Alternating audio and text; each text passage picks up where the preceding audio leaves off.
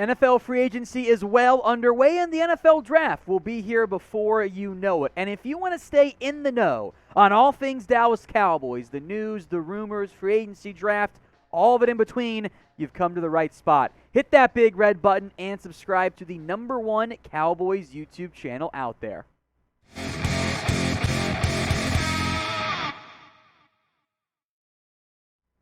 Today's Dallas Cowboys report is presented by Manscaped. We'll tell you all about their awesome men's grooming products at manscaped.com. 20% off when you use promo code Cowboys, by the way, and you get free shipping as well. A big thank you to Manscaped for sponsoring today's Dallas Cowboys report. Cowboys rumors. Let's get started on this front here. Jason Pierre-Paul, could he be coming to America's team? This is a big-time name. There's a reason why he could be affordable for Dallas. The Cowboys are showing interest in Jason Pierre-Paul. Jeremy Fowler had it first. Then Michael Gelkin mentioned that nothing was imminent on that front. I want to make this clear. The Jason Pierre-Paul you remember from his peak in New York and even in Tampa, it's not who he was last year in any real capacity. The numbers for JPP absolutely fell off a cliff. He frankly struggled last year. Now, he was dealing with a torn rotator cuff. He broke a finger as well. He was really banged up. But he was not good either. He was, honestly, he was more edge 3 from a snap count perspective. He was almost edge 4 from a production standpoint in Tampa, which is why the Cowboys could afford him. Prime Jason Pierre-Paul is going to get like $10 million on the open market. This version, he might have to sign a 1-year prove-it deal because his numbers have begun to decline as he enters his age 33 season, which is kind of up there in age, to be blunt. Only 2.5 sacks, 3 tackles for loss last year. You saw the pressure numbers. That's really bad. Dorrance Armstrong outplayed him. Let's call it what it was. And honestly, if you get last year's Jason Pierre-Paul in camp and in the preseason, he may not make the team, depending on what the guaranteed money were to look like. The Cowboys, as we mentioned earlier this week, they did sign Dante Fowler. They brought back Dorrance Armstrong.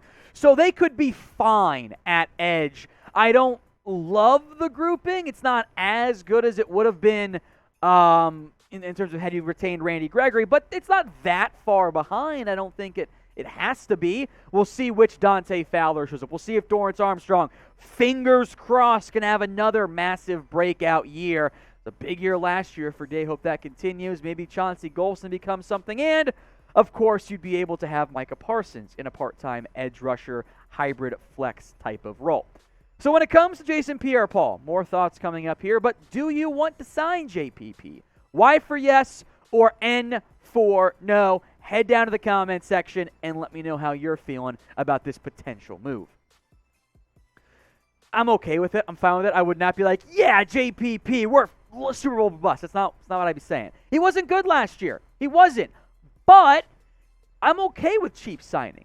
Like going out and adding a potential good edge rusher on the cheap, that's never a bad thing. It's just that you need more than only the cheap signings. I think your edge rush group is fine. It's not elite. You're banking on Tank Lawrence staying healthy, Dante Fowler bouncing back. That's all fine and dandy. But you do want to add some more players with your $26-ish million in salary cap space beyond just another veteran backup rotation edge rusher in free agency. If you want to save some money on Manscaped products, hey, use our promo code Cowboys at manscaped.com. There are no more perfect brackets. They are all out in March Madness, but you can have the perfect set of balls and look great in the shower, too. Using the Ultra Performance Package, they've got shampoo and conditioner, because why use two things when one thing does trick? Body wash as well, body spray, deodorant, lip balm, and, of course, the Lawnmower 4.0, in addition to the Performance Package and all other kinds of great products at manscaped.com. Remember, use promo code Cowboys to get 20% off and free shipping. I'll put the promo code, Cowboys again, and the link, manscaped.com, in the comment section for you guys so you can save and make everything look a little bit nicer downstairs. Let's talk Jayron Kearse now, the latest on the Cowboys, I would argue, top remaining free agent out there unsigned at this stage. things have been fairly quiet on the Kearse front. I know there was a report from, I don't remember who it was. I don't want to start fights or anything, but an Instagram account. So, just, when Gelkin or Todd Archer update us, I'll or Jane or Mike or whoever, I'll put just a little bit more stock on. I hope he's right, though. The Cowboys do want to re-sign Jayron Kearse, but I haven't heard great things about how this negotiation is going. We'll get back to that here, but what do you think? Is the percent chance the Dallas Cowboys re-sign Jayron Kearse? I want you to be honest here. I'm sending the energy to make it happen on Twitter, but I'm always worried. Drop a percentage for me in the comments. I am worried here. I'm a little surprised he hasn't signed already. I've heard that the Cowboys kind of lowballed him, which is what they always do. They always lowball. They never start high in negotiations. They start low and then go up from there, but it always leads to issues like all of the big contracts they've done over the years. Dak, Lawrence 3 different times, Gregory in that negotiation, Gallup, Cooper. They start low and then they eventually cave, which I think is a terrible way to go about it. So I've heard it didn't start great. Doesn't mean it can't get fixed. Did not start great for Randy Gregory. Didn't get fixed. Didn't start great for Tank Lawrence.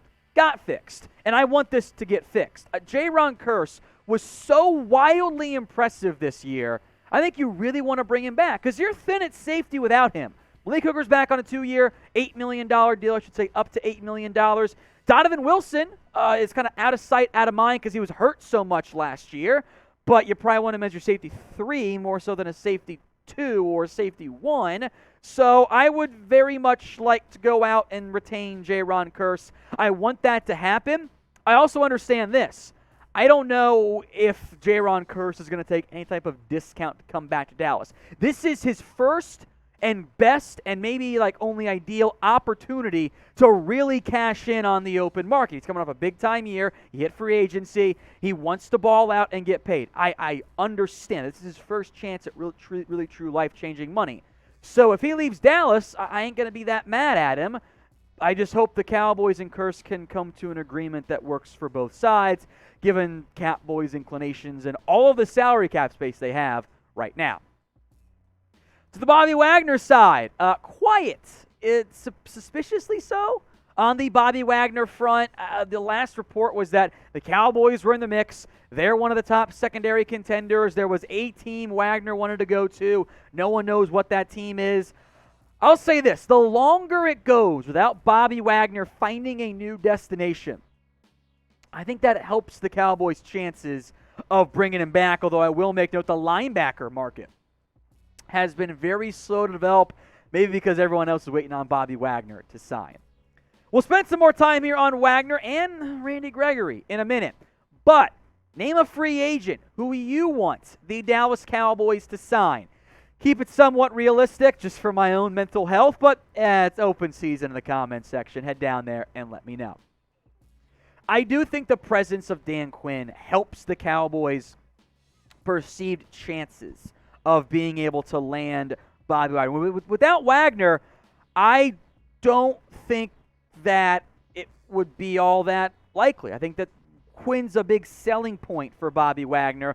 Hopefully not the only selling point, because in the end, money does matter. These are NFL players trying to get what they feel like they're worth. I don't blame them for that. It's up to the organization to make it work in their salary cap structure with the way they do deals. I will say this, Wagner's coming off a down year. He was not bad, but especially in coverage, he began to show the signs of some issues. The Seahawks defense kind of changed a little bit as well. I think a linebacker grouping of LVE, Bobby Wagner, Jabril Cox, and Micah Parsons, I feel great about that grouping. At that point, I'm not going to bring back Keanu Neal. Luke Gifford can be my linebacker 5 in that scenario. If I want to draft somebody as well, I can still do that. But I think it would kind of take the linebacker need more or less off the whole situation. So I would really like to go get Bobby Wagner. I also don't want to get my hopes up because that's just how things work for the Cowboys in free agency. Some other linebackers out there, by the way, KJ Wright, Anthony Hitchens, 2 older veteran options. Joe Schobert's numbers were great. He didn't play that well in Pittsburgh. Dante Hightower intrigues me I would wonder if he goes to like Tennessee or back to New England, but I would see about that one. He's been such a great piece. He's kind of like a less pass rushery version of Micah Parsons in terms of coverage and run stopping, but of course the pass rushing is what makes Micah so great. Danny Trevathan's out there, okay? Nick Kwiatkoski's out there. Kyle Van Noy, I don't think you need because he plays too similar of a role to what Parsons does. Jan Brown's out there, okay? Kwon Alexander, maybe. I would kind of be looking more for an interior option from that standpoint. Let's talk now about Randy Gregory, because Gregory's doing some drama stuff on social media. Here's what he tweeted out like not that long before we got today's show going. Nope, this was in response to somebody. Your owners acted in bad faith all free agency. They've been awfully quiet, huh? Wonder why. Can't wait for you guys to ask them the same questions. This is shots at Stephen Jones. Again, I know that everything got kind of be mad at whoever you want. It's fine. I don't think anybody is a winner in this issue outside of like Gregory getting the bag, right? But from like a perspective and viewpoint, it looks bad for everybody. There's a lot of losers and people who look bad in this scenario. I'll say this though. I don't believe in, I think we can get rid of the believe, the whole voiding negotiation thing, or the whole voiding guarantees part of the negotiation, that was the straw that broke the camel's back. That negotiation was not smooth the entire time. It was rough. And it was kind of, hey, he's going to go to Denver. Jerry swoops in last second. Then it falls apart again. Maybe it's because I'm so locked in on the Cowboys and because everything gets blown up if it's Dallas.